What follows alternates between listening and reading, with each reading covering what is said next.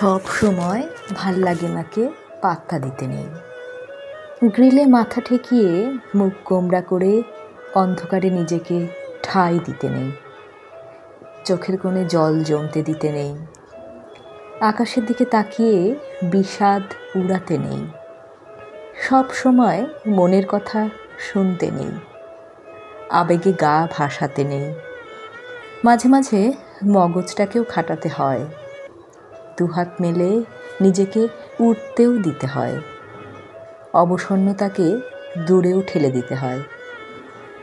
শরীরটাকে নাড়াচাড়া দিয়ে উঠে বসতে হয় নিজেকে ভালো রাখার তাগিদে। কারণ নিজের ভালো থাকাটা যে সব কিছুর ঊর্ধ্বে।